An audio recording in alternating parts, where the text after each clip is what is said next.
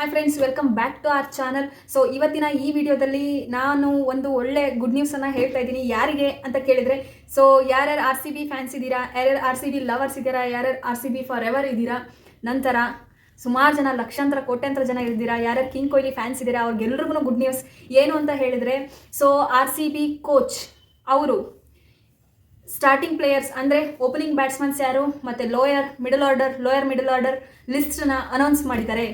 ಓಕೆನಾ? ಸೊ ಇದೇ good news. So ನೀವು ನೋಡಿರ್ತೀರಾ, ಆಲ್ಮೋಸ್ಟ್ IPL ಆಪ್ಷನ್ ಆದಾಗಿಂದ ಯಾವ್ಯಾವ ಪ್ಲೇಯರ್ಸ್ ಆರ್ ಸಿ ಬಿ ಟೀಮಲ್ಲಿ ಇದ್ದಾರೆ, ಮತ್ತು ಅವ್ರ ಬ್ಯಾಟಿಂಗ್ ಎಲ್ಲ ಯಾವ ಥರ ಇದೆ, ಬೌಲಿಂಗ್ ಎಲ್ಲ ಯಾವ ಥರ ಇದೆ. ಸೊ ಸುಮಾರು ಜನದ ಆಲ್ಮೋಸ್ಟ್ ನೀವೆಲ್ಲರೂ ಏನು ಮಾಡಿದ್ದೀರಾ, ಈ ಒಂದು ತಿಂಗಳಿಂದನೂ ಗೂಗಲ್ ಸರ್ಚ್ ಮಾಡಿ ಡೀಟೇಲ್ಸ್ ಎಲ್ಲ ತೊಗೊಂಡಿದ್ದೀರಾ. ಸೊ ಆರ್ ಸಿ ಬಿ ಏನು ಈ ವರ್ಷ ಯಾರ್ಯಾರನ್ನ ಪ್ಲೇಯರ್ಸ್ನ ತೊಗೊಂಡಿದ್ಯಾ, ಎಲ್ಲರೂ ತುಂಬಾ ಒಳ್ಳೆ ಪ್ಲೇಯರ್ಸು, ತುಂಬಾ ಚೆನ್ನಾಗಿದೆ. ಬಟ್ ಅಫ್ಕೋರ್ಸ್ ನಾವು ಮಿಸ್ ಮಾಡ್ಕೊಳ್ತಾ ಇದ್ದೀವಿ. ಸಿರಾಜ್ ಭಾಯ್ ಆಗಿರ್ಬೋದು, ನಮ್ಮ ಇವರು ಫಾಫ್ ಆಗಿರ್ಬೋದು. ಸೊ ಇವ್ರನ್ನೆಲ್ಲ ತುಂಬ ಮ್ಯಾಕ್ಸ್ವೆಲ್ ಆಗಿರ್ಬೋದು, ಇವ್ರನ್ನೆಲ್ಲ ತುಂಬ ಮಿಸ್ ಮಾಡ್ಕೊಳ್ತೀವಿ. ಡೆಫಿನೆಟ್ಲಿ ನಮಗೆ ಕೊಹ್ಲಿ ಮತ್ತು ಫಾಫ್ ಆಗಿರ್ಬೋದು, ಹಾಗೆ ಇವರು ಮ್ಯಾಕ್ಸ್ವೆಲ್ ಬಂದ್ರೇ ಒಂಥರ ಸಿರಾಜ್, ಇವ್ರದೆಲ್ಲ ಎಮೋಷನ್ಸ್ ತುಂಬಾ ಡಿಫ್ರೆಂಟ್ ಲೆವೆಲ್ಗಿದೆ. ಸೊ ಇವ್ರನ್ನೆಲ್ಲ ಡೆಫಿನೆಟ್ಲಿ ಮಿಸ್ ಮಾಡ್ಕೊಳ್ತೀವಿ. ಬಟ್ ಏನಂತ ಹೇಳಿದ್ರೆ, ಈ ಸರಿ ಏನಕ್ಕೆ ಎಲ್ಲ ಒಂಥರ ಡಿಫ್ರೆಂಟಾಗಿ ಸೆಲೆಕ್ಷನ್ಸ್ ಮಾಡಿದ್ದಾರೆ ಅಂದರೆ, ಆಯಿತು ಆಲ್ಮೋಸ್ಟ್ ಇಷ್ಟು ವರ್ಷಗಳು ಆಡ್ಕೊಂಡು ಬಂದಿದ್ದೀವಿ, ಅಟ್ಲೀಸ್ಟ್ ಒಂದು ಕಪ್ಪಾದರೂ ಗೆಲ್ಲೋಣ ಅನ್ನೋ ಒಂದು ಲೆವೆಲ್ಗೆ ಈ ಸರಿ ಹೊಡಿ ಬಡಿ ಅನ್ನೋ ಆಟಗಾರನ್ನೇ ಸೆಲೆಕ್ಟ್ ಮಾಡಿದ್ದಾರೆ. ಸೊ ನೋಡೋಣ 1 by 1 ಯಾವ ಥರ ಇರುತ್ತೆ ಅಂತ ಹೇಳಿಬಿಟ್ಟು. ಸೊ ಮೊದಲನೇದಾಗಿ ಆರ್ ಸಿ ಬಿ ಅವ್ರಿಗೆ ಇದೆಲ್ಲ ಗುಡ್ ನ್ಯೂಸ್.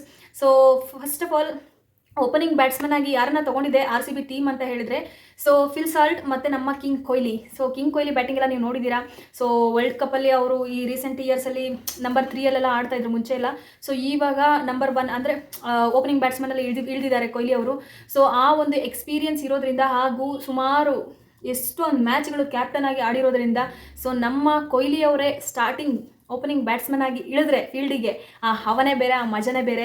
ಸೊ ಎಷ್ಟೊಂದು ಪ್ಲೇಯರ್ಸ್ಗೆ ಅವರು ಒಂಥರ ಮೋಟಿವೇಶನ್ನು, ಆ ಎನರ್ಜಿ ಇನ್ಸ್ಟೆಂಟಾಗಿ ಪಾಸ್ ಆಗಿಬಿಡುತ್ತೆ. ಸೊ ಹಾಗಾಗಿ ಈ ಒಂದು ಆರ್ ಸಿ ಬಿ ತಂಡದವರು ಸಾಲ್ಟ್ ಹಾಗೂ ಕೊಹ್ಲಿ ಅವ್ರನ್ನ ಮೊದಲು ಓಪನಿಂಗ್ ಬ್ಯಾಟ್ಸ್ಮನ್ ಕಳಿಸ್ತಾ ಇದ್ದಾರೆ. ಸೊ ಏನಂತ ಹೇಳಿದ್ರೆ, ಸಾಲ್ಟ್ ಯಾಕೆ, ಸೊ ನಾನು ಅಂದ್ಕೊಂಡಿದ್ದೆ ಸಾಲ್ಟ್ ಮತ್ತು ಬೆತಲ್ನ ಕಳಿಸ್ಬೋದು, ಯಾಕಂದರೆ ಇಬ್ಬರು ಹೊಡಿಬಡಿ ಅಂತ ಹೇಳ್ಬಿಟ್ಟು. ಸೊ ನೋಡೋಣ, ಅದಕ್ಕೆ ನೆಕ್ಸ್ಟ್ ಬರೋಣ. ಅದಕ್ಕಿಂತ ಮುಂಚೆ ಇಲ್ಲಿ ಫಸ್ಟ್ ಕೊಹ್ಲಿ ಮತ್ತು ಇವರು ಸಾಲ್ಟ್ ಬಗ್ಗೆ ಮಾತಾಡೋಣ. ಸಾಲ್ಟ್ ಅವ್ರದ್ದು ಪ್ರೀವಿಯಸ್ ಮ್ಯಾಚಸ್ ಎಲ್ಲ ನೀವು ನೋಡಿದರೆ ಯಾವ ಥರ ಇದೆ ಅಂತ ಹೇಳಿದ್ರೆ, ಒಂದು 2-3 ಓವರ್ ಇದ್ರೂ ಅಷ್ಟರೊಳಗಡೆ ಒಂದು 50 ರನ್ಸು ಬಂದ ತಕ್ಷಣ ಬಡಿ ಹೊಡಿ ಮಾರಿ ಹಬ್ಬ, ಮಾರಮ್ಮನ ಜಾತ್ರೆ ಅನ್ನೋ ಥರ ಬಡ್ದು ಬಿಸಾಕ್ತಾ ಇರ್ತಾರೆ. ಸೊ ನಮಗೆ ಈ ಥರ ಆಟಗಾರರು ಬೇಕು. ನಾವು ಕೂತು ನೋಡಿ ಸಾಕಾಗಿದೆ. ನಮ್ಮವ್ರು ಔಟ್ ಆಗೋದು, ಇಷ್ಟಿಷ್ಟು ರನ್ಸ್ ಮಾಡಿ ಬರೋದು, ಆ ಎಮೋಷನ್ಸು, ಕೂಗಿ ಆರ್ ಸಿ ಬಿ ಕೂಗಿ ಗಂಟ್ಲೆಲ್ಲ ಕಿತ್ತೋಗ್ಬಿಟ್ಟಿದೆ. ಸೊ ಅದಿರಲಿ, ಅದೇನೇ ಆಗಿರಲಿ. ಬಟ್ ಈ ಸರಿ ಯಾರೇ ಬಂದ್ರೂ, ಅಂದರೆ ಸಾಲ್ಟ್ ಅವ್ರು ಬಂದ ತಕ್ಷಣ ಅವ್ರು ಔಟ್ ಆದರೂ ಚಿಂತೆ ಇಲ್ಲ 3 ಓವರ್ಗೆ. ಬಟ್ 3 ಓವರಲ್ಲಿ ಅವ್ರು ಮಾಡಬೇಕಾಗಿರೋ ಕೆಲಸ ಮುಗಿಸಿ ಹೋಗ್ತಾರೆ ಅನ್ನೋ ನಂಬಿಕೆ ಆರ್ ಸಿ ಬಿ ತಂಡಕ್ಕಿದೆ. ಹಾಗಾಗಿ ಆರ್ ಸಿ ಬಿ ಟೀಮಲ್ಲಿ ಓಪನಿಂಗ್ ಬ್ಯಾಟ್ಸ್ಮನ್ಗೆ ಕೊಹ್ಲಿ ಅವ್ರ ಜೊತೆ ಸಾಲ್ಟ್ ಅವ್ರನ್ನ ನಿಲ್ಲಿಸಿದ್ದಾರೆ. ಸೊ ನೆಕ್ಸ್ಟ್ ಯಾರು ಬರ್ತಾರೆ, ನಿಮ್ಮ ಎಲ್ಲರ ಫೇವ್ರೇಟ್, ನಮ್ಮ ಆರ್ ಸಿ ಬಿ ಹಳೆಯ ಪ್ಲೇಯರ್, ಸುಮಾರು ವರ್ಷಗಳಿಂದ ಆಡ್ಕೊಂಡ್ಬಂದಿದ್ದಾರೆ, ರಜತ್ ಪಟಿದಾರ್. ಸೊ ಇವರು ಕೂಡ ಅಷ್ಟೇ ಸ್ಪಿನ್ನರ್ ಮಾಂತ್ರಿಕ ಅಂತಲೇ ಕರಿತೀವಿ. ಸೊ ಇವ್ರ ಜೊತೆಗೆ ಯಾರು ಬರ್ತಾರೆ, 3 and 4 ನಮ್ಮ ಲಿವಿಂಗ್ಸ್ಟನ್ ಬರ್ತಾ ಇದ್ದಾರೆ. ಸೊ ಲಿವಿಂಗ್ಸ್ಟನ್ ಬಗ್ಗೆ ನೀವು ಕೇಳೇ ಇದ್ದೀರಾ. ಆ ಅಪ್ಪ ಬಂದ್ರಂತೂ ಹಿಂದೆ ನೋಡಲ್ಲ ಮುಂದೆ ನೋಡಲ್ಲ, ಬಡಿತಾ ಇರ್ತಾರೆ. ಇಬ್ಬರೂ ಸ್ಪಿನ್ನರ್ ಮಾಂತ್ರಿಕರು ಅಂತ ಹೇಳ್ಬೋದು. ಅದರಲ್ಲೂ ಲಿವಿಂಗ್ಸ್ಟನ್ ಅವರು ಲೆಫ್ಟ್ ಆರ್ಮ್ ಸ್ಪಿನ್ನರ್ಸ್ ಬಂದಂತೂ ಚಚ್ಚಿ ಬಿಸಾಕ್ತಾರೆ. ನಮ್ಮ ರಜತ್ ಅವರು ಲೆಫ್ಟನ್ನ ಬರಲಿ ರೈಟನ್ನ ಬರಲಿ, ಯಾರು ಹೆಂಗನ ಬರಲಿ, ಸ್ಪಿನ್ನರ್ಸ್ಗಂತೂ ಅಲ್ಲೇ ಜ್ವರ ಬರ್ಸ್ಬಿಡ್ತಾರೆ. ಆ ಲೆವೆಲ್ಗೆ ಸ್ಪಿನ್ನರ್ ಮಾಂತ್ರಿಕ ಅಂತ ಏನು ಸುಮ್ಮನೆನಾ. ಸೊ ಆ ಲೆವೆಲಿಗೆ ಆಡ್ತಾರೆ. ನನಗಂತೂ ತುಂಬಾ ಇಷ್ಟ ಆಯಿತು. ಯಾಕಂದರೆ ರಜತ್ ಅವ್ರು ಯಾವಾಗಲೂ ಲಾಸ್ಟಲ್ಲಿ ಬರ್ತಾಯಿದ್ರು ಲೋಯರ್ ಮಿಡಲ್ ಆರ್ಡರಲ್ಲಿ. ಸೊ ಆವಾಗ ಏನಾಗ್ತಾಯಿತ್ತು ಅಂದರೆ, ಇವರೆಲ್ಲ ನಿಧಾನಕ್ಕೆ ಹೊಡ್ಕೊಂಡು ಬರೋದು. ಇನ್ನೇನು 3 ಓವರ್ ಇದೆ, 2 ಓವರ್ ಇದೆ, ಇನ್ನೊಂದು 4 ಬಾಲ್ ಇದ್ದಾವೆ ಅಂದಾಗ ಬರೋರು ಪಾಪ ಏನು ಆಡ್ತಾಯಿದ್ರು. ಸೊ ನನಗಂತೂ ಪರ್ಸ್ನಲಿ ತುಂಬ ಖುಷಿಯಾಗಿದೆ.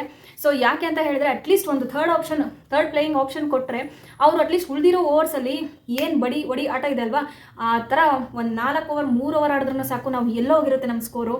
ಸೊ ಅದೇ ಒಂದು ರೀಸನಿಂದನೇ ಪ್ಲೇಯಿಂಗ್ ಥರ್ಡಲ್ಲಿ ಇವ್ರನ್ನ ಇಳಿಸ್ತಾ ಇದ್ದಾರೆ. ಸೊ ನೆಕ್ಸ್ಟ್ ಲಿವಿಂಗ್ಸ್ಟನ್ ಯಾಕೆ ಅಂತ ಹೇಳಿದ್ರೆ, ಇವರು ತುಂಬಾ ಚೆನ್ನಾಗಿ ಆಡ್ತಾರೆ ಸ್ಪಿನ್ನರ್ಸ್ಗೆ, ಅದೆಲ್ಲರಿಗೂ ಗೊತ್ತಿದೆ. ಸೊ ಅದಾದಮೇಲೆ ಇವ್ರು ಬಂದುಬಿಟ್ಟು ಮ್ಯಾಕ್ಸ್ವೆಲ್ ರಿಪ್ಲೇಸ್ಮೆಂಟ್ ಅನ್ನೋದು ತುಂಬಾ ಚೆನ್ನಾಗಿ ಕಾಣ್ತಾ ಇದೆ, ಈ ಸೆಲೆಕ್ಷನಿಂದ ನೋಡಿರ್ಬೋದು. ಸೊ ಮ್ಯಾಕ್ಸ್ವೆಲ್ ರಿಪ್ಲೇಸ್ಮೆಂಟ್ಗೆ ಆ ಜಾಗಕ್ಕೆ ಇವ್ರನ್ನ ಕಳಿಸ್ತಾ ಇದ್ದಾರೆ. ಓಕೆನಾ?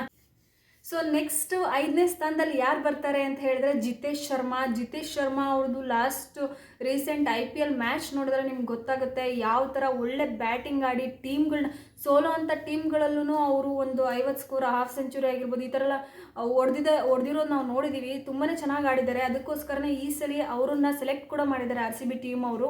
ಸೊ ಒಳ್ಳೆಯ ಆಟಗಾರ, ಅವ್ರ ಟೀಮ್ಗೆ ಎಲ್ಲೆಲ್ಲಿ ಸಪೋರ್ಟ್ ಬೇಕಾಗಿರುತ್ತೆ, ಎಲ್ಲೆಲ್ಲಿ ರನ್ಸ್ ರಿಕ್ವೈರ್ಮೆಂಟ್ ಇರುತ್ತೆ, ಆ ಟೈಮಲ್ಲಿ ಡೆಫಿನೆಟ್ಲಿ ಅವ್ರು ಬೆಸ್ಟ್ ಅವ್ರು ಕೊಟ್ಟಿದ್ದಾರೆ ಪ್ರೀವಿಯಸ್ ಮ್ಯಾಚ್ಗಳಲ್ಲಿ ನೋಡಿದ್ರೆ. ಸೊ ಹಾಗಾಗಿ ಇವ್ರನ್ನ ನಂಬರ್ 5 ಇಳಿಸ್ತಾ ಇದ್ದಾರೆ.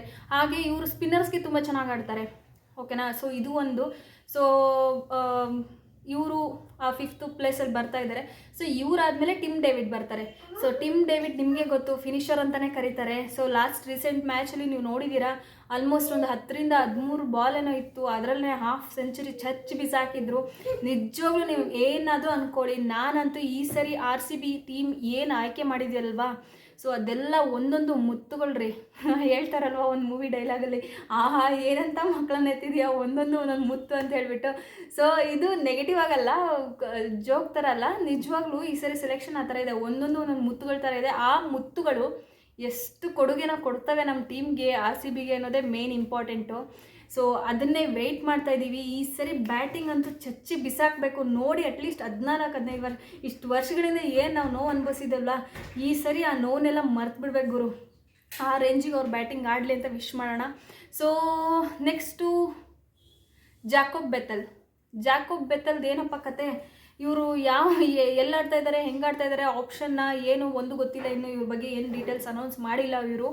ಸೊ ನಾನೇನು ಅಂದ್ಕೊಂಡೆ ಪರ್ಸ್ನಲಿ ಅಂತ ಹೇಳಿದ್ರೆ, ಜಾಕೋಬ್ ಬೆಥಲ್ ಮತ್ತು ಸಾಲ್ಟ್ನ ಓಪನಿಂಗ್ ಇಡಿಸಿದ್ರೆ ಇಬ್ಬರು ಚೆನ್ನಾಗಿ ಚಚ್ಚಿ ಬಿಸಾಕ್ತಾರೆ. ಈ ಸನ್ರೈಸಲ್ಲಿ ನೋಡಿದ್ದೀರಾ, ಇವ್ರು ಬರ್ತಾರೆ, ಅಭಿಷೇಕ್ ಬರ್ತಾರೆ, ಅದು ಅವ್ರ ಜೊತೆಗೆ ಎಡ್ ಬರ್ತಾರೆ. ಸೊ ಬಂದು ಏನು ಒಂದು 5 ಓವರ್ ಇರಲ್ಲ, ಅಲ್ಲಿ 100 ಮೇಲೆ ದಾಟಾಗಿರುತ್ತೆ. ಸೊ ಆ ಥರ ಏನಾದರೂ ಒಂದು ಎಕ್ಸ್ಪೆರಿಮೆಂಟ್ ಟ್ರೈ ಮಾಡ್ಬೋದಾ ಅಂತ ನಾನು ಅಂದ್ಕೊಂಡೆ ಪರ್ಸ್ನಲಿ. ಆ ಥರ ಮಾಡಿದರೆ ತುಂಬ ಚೆನ್ನಾಗಿರ್ತಾಯಿತ್ತು. ಸೊ ಯಾರೇ ಔಟ್ ಆಗೋದ್ರೊಳಗಡೆ ಅಟ್ಲೀಸ್ಟ್ ಒಂದು 30-40 ರನ್ ಕಲೆಕ್ಟ್ ಮಾಡಿದ್ರು ಮಸ್ತಾಗಿರೋದು.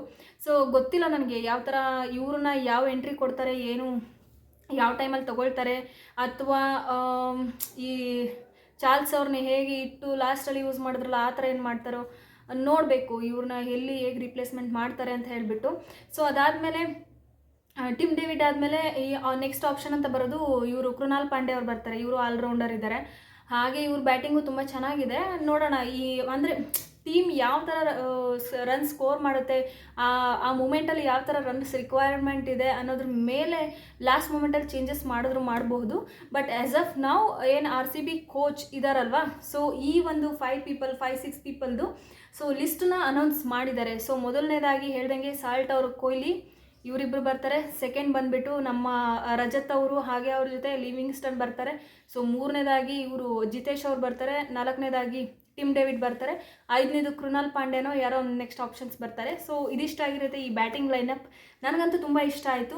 ಬಟ್ ಒಂದು ಬೇಜಾರು, ಜಾಕೋಬ್ ಆಡಬೇಕಿತ್ತು. ನಾವು ಲಾಸ್ಟ್ ಟೈಮ್ ಚಾರ್ಲ್ಸ್ ಅವ್ರನ್ನ ಆಚೆ ಇಳಿಸ್ಬಿಟ್ಟು ತಪ್ಪು ಮಾಡಿದ್ವಿ. ಸೊ ಈ ಸರಿ ಆ ತಪ್ಪು ಮಾಡಬಾರ್ದು, ಅವ್ರನ್ನ ಸರಿಯಾಗಿ ಯೂಸ್ ಮಾಡ್ಕೋಬೇಕು ಅನ್ನೋದು ನನ್ನ ಅಭಿಪ್ರಾಯ. ಸೊ ನಿಮಗೆ ಈ ಬ್ಯಾಟಿಂಗ್ ಲೈನಪ್ ಎಷ್ಟು ಸ್ಯಾಟಿಸ್ಫ್ಯಾಕ್ಷನ್ ಕೊಟ್ಟಿದೆ, ಹೇಗೆ ಅನ್ನಿಸ್ತು, ನಿಮಗೆ ರಿಯಲಿ ಇಷ್ಟ ಆಯಿತಾ ಅನ್ನೋದನ್ನು ದಯವಿಟ್ಟು ಕಮೆಂಟ್ ಮಾಡಿ ತಿಳಿಸಿ. ನಿಮ್ಗೆ ಇಷ್ಟ ಆದರೆ ಈ ವಿಡಿಯೋನ ಲೈಕ್ ಮಾಡಿ, ಶೇರ್ ಮಾಡಿ, ಸಬ್ಸ್ಕ್ರೈಬ್ ಮಾಡಿ.